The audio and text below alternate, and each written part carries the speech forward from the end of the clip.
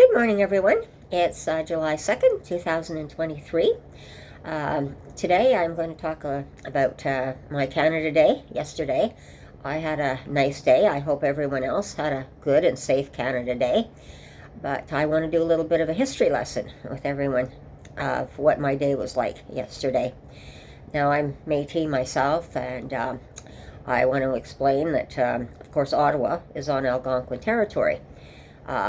We also, now we're honoring a former chief in the Algonquin Nation. This is part of Truth and Reconciliation. We've been working hard. I know the people working hard behind the scenes to help the Algonquin people bring this about. So our first Canada Day, we celebrate a Grand Chief Primacy Day for them. And so this is wonderful that we can all get together and share this part of Canadian history now together. And for those who do not know who Grand Chief Primacy is, he lived from 1768 to 1834. Now I'm going to read what I bought on the t-shirt here so that you get a little brief outline of who Chief Primacy is. Chief Primacy was the last prominent Algonquin chief to have had hunting grounds in Ottawa at Rideau and Chaudière Falls. He and his 4 sons fought in critical battles in the Niagara on the British side in the War of 1812. Primacy was appointed Grand Chief by Governor-General Kempt in 1830. For over a century, Algonquin Chief Primacy and later his son, Kegonsa, and other leaders, I can't pronounce his name, and even those among the Nipissing, petitioned the government of the day that a portion of their hunting and trapping grounds be untouched by settlement. They never did receive even a small piece of their traditional territory, extending across the Ottawa Valley, and in the end the Algonquins were displaced for the creation of Algonquin Provincial Park. The many petitions exist today, held in archive files, revealing the truth of a stolen land. So this is part of the shame that Canada has to bear of our past.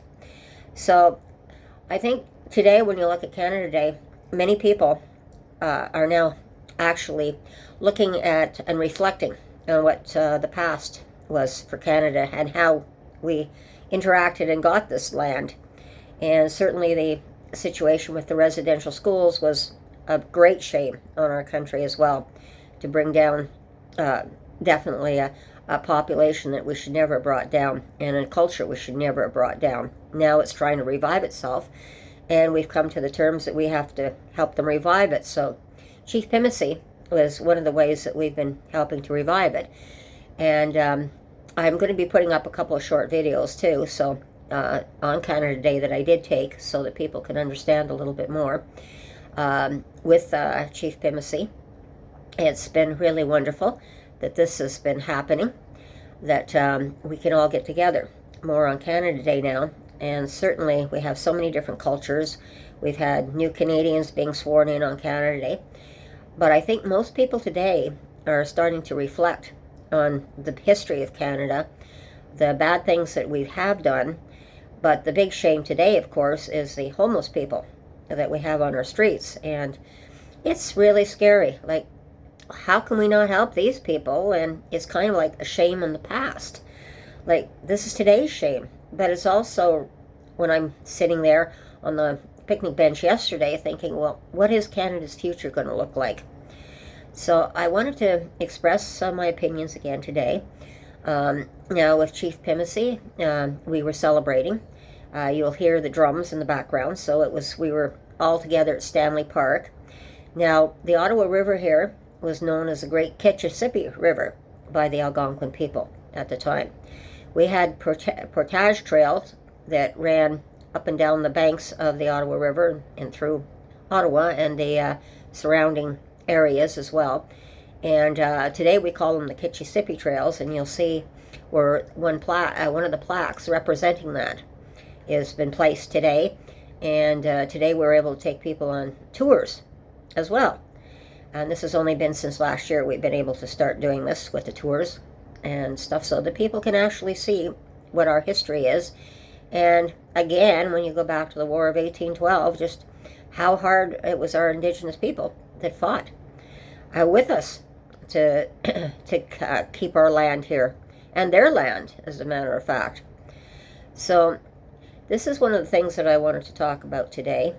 I wanted to show people just how wonderful things can be if we work together, because the videos are wonderful. They're showing where they're in the background.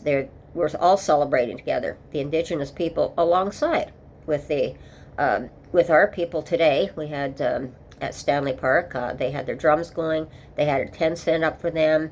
They had their ceremonies. We had our sacred fire there for the Indigenous people. We had vendors around the main building in Stanley Park, representing, of course, our culture, our mainstream culture, which is really beautiful today. So it was really something to see this, and just people getting together and enjoying one another's company. So going forward in Canada, and I mean, it's been a rough history, with Canada. We're still a new country. We're still developing, still trying to figure things out. But we should be able to figure out the homeless situation at the same time. So things have been really, really rough, definitely.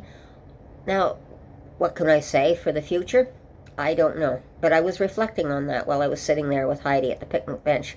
But I was enjoying the day, and it was nice to see everyone getting together, because originally when the first Europeans set foot on our land here, it was supposed to be everyone was supposed to share this land equally and enjoy it equally. Well, I saw yesterday, at least, a little clip of that yesterday, where everyone was getting together, just enjoying themselves, the children on the splash pads, people talking.